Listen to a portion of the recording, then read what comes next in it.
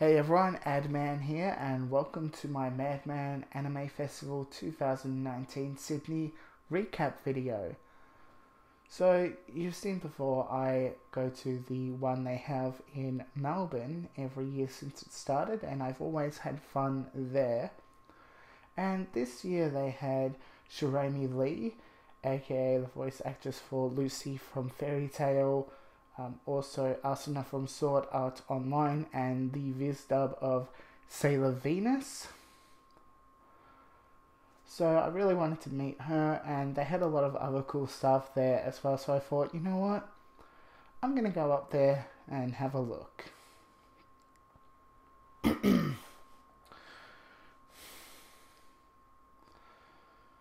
So I caught an early flight, arrived in Sydney, had a whole day, but as you can see in my last video, it didn't really go according to plan. But at the end of that day, I went to the hotel and got ready to go to the festival. So I sprung for the VIP entry pass. Now I had the same perks as last time, but with some additions. So in case you're not aware, the VIP pass gets you into the venue half an hour before everyone else. So you've got some time to have a look, check out the exhibitions before it gets crowded with people, see if there's anything you like that you want to buy, and get your hands on a mystery pack before anyone else.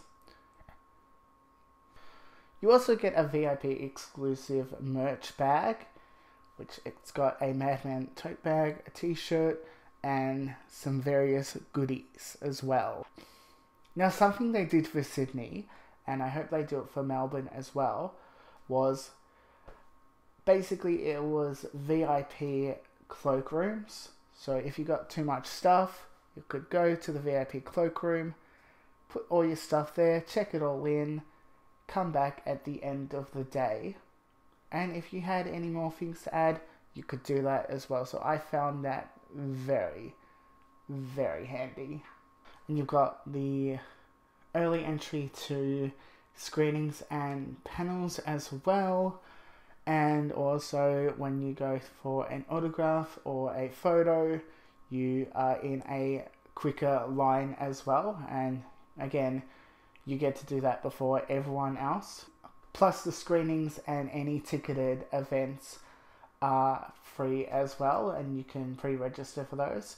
And also you can get the tokens or passes for an autograph or a photo before everyone else as well.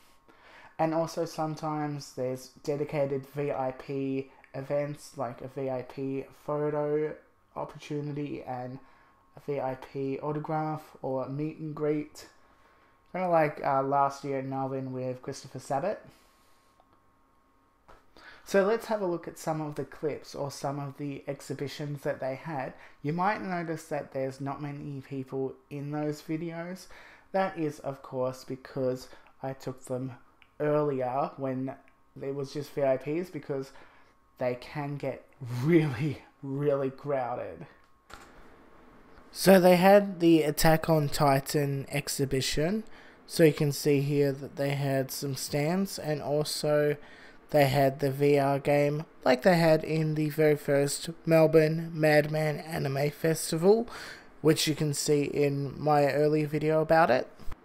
And also they had the anime lab area. That's one of my favourite areas because you can just sit down, eat lunch and watch some anime. Or if you want to read, there's the Viz library where you can read some manga.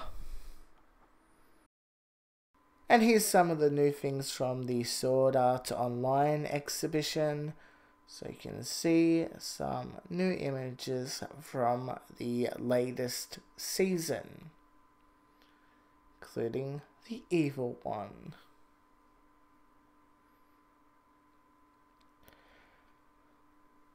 And they also had the vote for your favorite character poll as well. So they had all the heroes.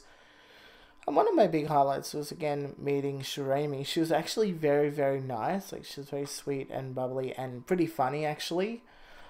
especially when she answered the questions about the SAO bloopers, and apparently we can expect some pretty good ones, thanks to Bryce.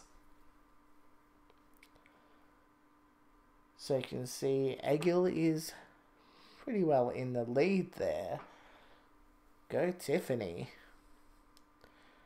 It's funny because one of the people there was actually a fan of SAO Abridged. So they're like, oh, I see what you did there. And here's the promised Neverland exhibition. So that's a brand new series, so a brand new exhibit. They had a game where you put a disc in and it pretty much hits some spikes and you try and get the highest number to win. So that was pretty cool. Started watching the series.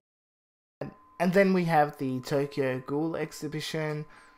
So they had the Twitter art gallery, but one new thing that they had that was really, really cool was a stand where you could get a photo taken and it was like you were actually a friggin' ghoul yourself. So that was pretty cool. You'll see it in a moment. There it is. Pretty cool. And finally, the results for that character poll. Looks like Team Tiffany wins. Go Tiffany! Woot woot!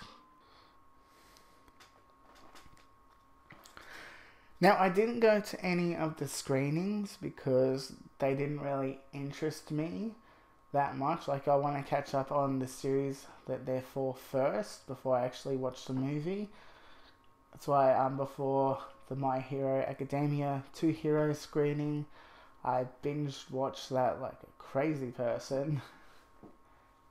But one of my big highlights for Madman Anime Festival in Sydney was the Annie Song concert.